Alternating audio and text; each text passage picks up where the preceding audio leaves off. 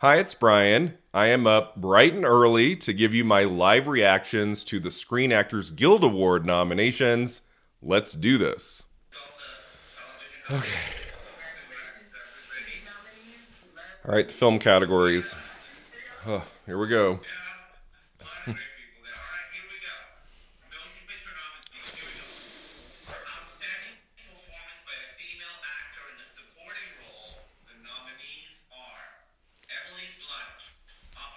Yep. Mm-hmm.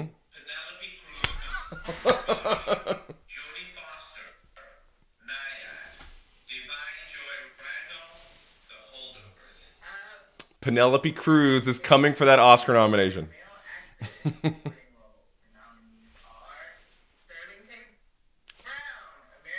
Nice.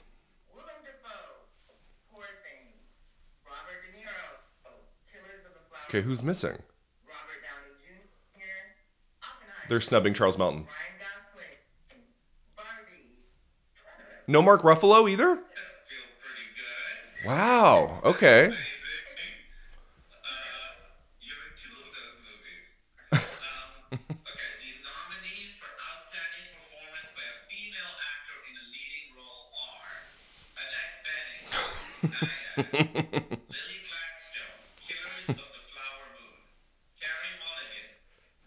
Okay.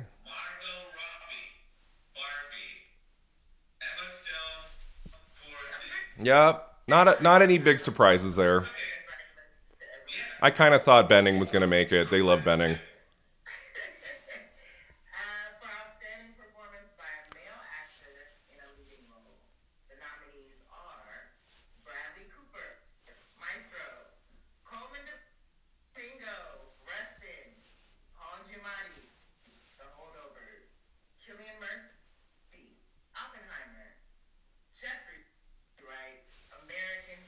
No surprises. No Zach. I thought Zac Efron might get it.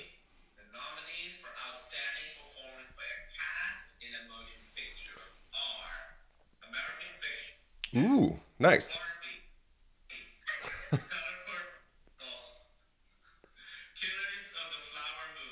And Oppenheimer. That is kind of cool. That's cool. Issa Rae nominated twice right there. Well, to be honest, I was hoping for a couple more big surprises in the film categories at SAG. The only big shocker, I guess you would say, is Penelope Cruz got into supporting actress for Ferrari. I've been feeling that for a while. I did not review Ferrari for the channel. I didn't like the film. I struggled in Ferrari. I thought it was kind of a slog. Penelope Cruz is great in it. Whenever she is on the screen, I was invested. She brings a lot of energy and emotion to her role. When that movie ended, I was saying Penelope Cruz is probably coming for an Oscar nomination. I didn't even know if she needed the SAG nomination since she didn't really make any ceremonies, I believe, any precursors for Parallel Mothers a few years ago. And then she got into the Oscars. So this helps Penelope Cruz big time. Getting the SAG nomination with just 5 nominees instead of 6. I think Penelope Cruz is probably getting in at the Oscars. The Academy loves her. So Best Supporting Actress at SAG, just to read them off again, it's Emily Blunt for Oppenheimer, Danielle Brooks, The Color Purple, Penelope Cruz, Ferrari, Jodie Foster, Nyad, and Da'Vine Joy Randolph, The Holdovers. So who missed there? Nothing for Saltburn at SAG. Sadly for me, I love that movie. And then May December. May December was majorly snubbed this morning. I thought that even if Natalie Portman didn't get into lead actress, that Julianne Moore still could have gotten into supporting. So SAG clearly did not go for May December. But outside of Penelope Cruz, those are kind of obvious choices. They've been showing up at Golden Globes and Critics' Choice. Now, supporting actor, I would say the biggest shocker there, even more than Charles Melton, is Mark Ruffalo not getting in and Willem Dafoe making the cut. When I walked out of Poor Things at Telluride, I thought Mark Ruffalo would have a shot at winning the Oscar in Best Supporting Actor. I think he is just wonderful in that movie, and for him to miss at SAG is kind of shocking. I'm kind of amazed that he didn't make it here. Again, I was nervous about Charles Melton. I was like, are they going to go for that at SAG? And it turns out they didn't. To reiterate, in supporting actor at SAG, we have Sterling K. Brown for American Fiction, Willem Dafoe, Poor Things, Robert De Niro, Killers of the Flower Moon, Robert Downey Jr., Oppenheimer, and Ryan Gosling, Barbie. Oh, and America Ferrera also missed supporting actress for Barbie. It's just a really stacked year in all of these categories, and we've had 6 nominees at Golden Globes and Critics' Choice. Now at SAG, it's only 5. So a couple people are going to be left out. And here it is Charles Melton and Mark Ruffalo. That is crazy to me. I mean, Willem Dafoe is excellent in Poor Things.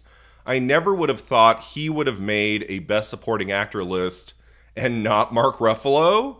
So that's the biggest surprise in this category for sure. But we have kind of our standard bearers. We have Downey Jr. and De Niro and Gosling.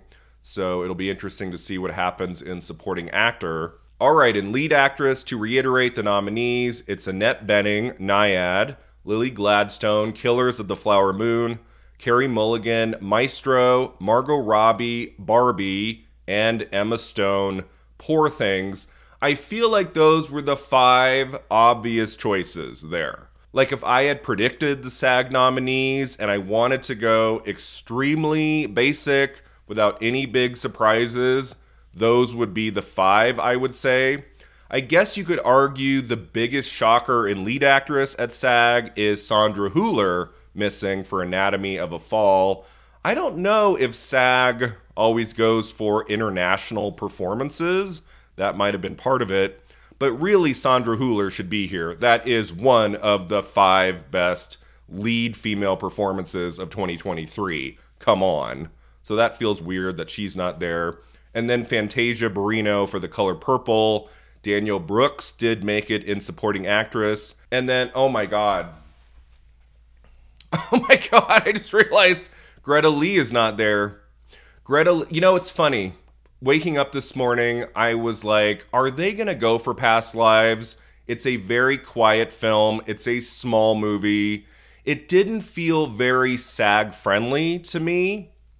And so, yeah, Greta Lee is not here. Past Lives is not represented at all. My favorite film of 2023. This does make me a little bit nervous going into Oscar nominations morning. This does kind of feel like it could be the top 5 at Oscar, but then I would say take out Annette Bening and put in Sandra Hüller. Feels like kind of the obvious top 5. So, I don't know.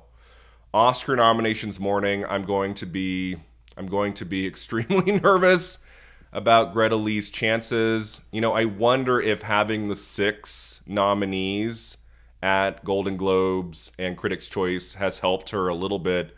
Now when you bring it down to 5, and I mean, you have a lot of heavy hitters this year in lead actress. You know, I still feel like Oscar will do the right thing and put Greta Lee in there. I just think she is phenomenal in Past Lives. I'm hoping it happens. I'm bummed. I'm bummed that she's not here. I would have liked Past Lives represented at SAG in some capacity.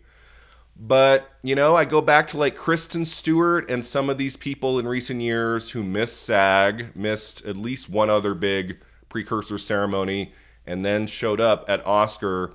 This lineup of 5 at SAG and lead actress is not going to be the 5 at Oscar. I think we're going to get at least 1 or 2 surprises, shakeups there. So, yeah, I'm really bummed Greta Lee isn't here. But again, it's going to come down to Lily Gladstone or Emma Stone probably for the win. It'll be interesting to see what happens at Critics' Choice. And then, can Lily Gladstone win SAG? Will Emma Stone take it there? Like it's going to be really exciting, this category at SAG. And then lead actor at SAG, the nominees are Bradley Cooper, Maestro, Coleman Domingo, Rustin, Paul Giamatti, The Holdovers, Cillian Murphy, Oppenheimer, and Jeffrey Wright, American Fiction. Again, like if I had to pick the 5 more obvious choices to get in there, those feel right to me. Like all 5 of those performances deserve to get in. I love that Coleman Domingo made it for Rustin. I was worried that Rustin would fade and he would eventually miss out. The fact that Coleman Domingo got in here over Leonardo DiCaprio for Killers of the Flower Moon, that's kind of surprising to me. Like, that's really, really cool. I like that. I was kind of hoping for a last-minute shocker nomination for Zac Efron in The Iron Claw. I think he is just incredible in that movie, and him missing at Golden Globes and Critics' Choice. I thought, well, it's a very late release, and maybe SAG will see it in time and give Efron that deserved nomination. But again, it's too stacked this year. Zac Efron might have been in 6th or 7th or 8th place, but it's really tough to break into that top 5. So yeah, bummer, but expected, I would say.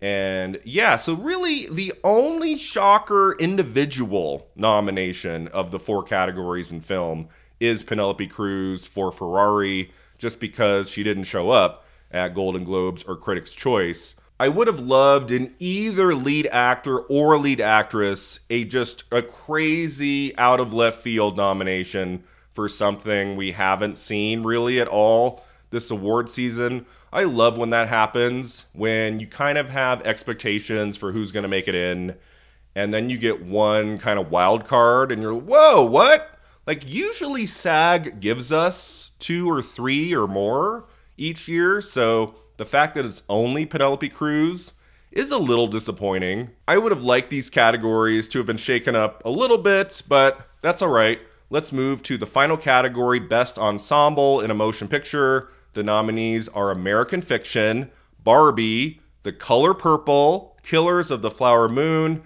and Oppenheimer. So some fine nominees here. I love that American Fiction made it in. That is a wonderful movie. I'm hoping more people see it, and I think its 3 nominations at SAG will help boost its profile a little bit. That's great. And then The Color Purple, I thought Color Purple might be fading. It got in here to Best Cast. That's really awesome. And then Barbie, Killers of the Flower Moon, and Oppenheimer, like those felt like they were probably getting in. I could not have imagined them snubbing Barbie and Oppenheimer. Those 2 felt pretty obvious. But my top 4 favorite movies of the year did not make it into this category. The Holdovers, Saltburn, Poor Things, and Past Lives.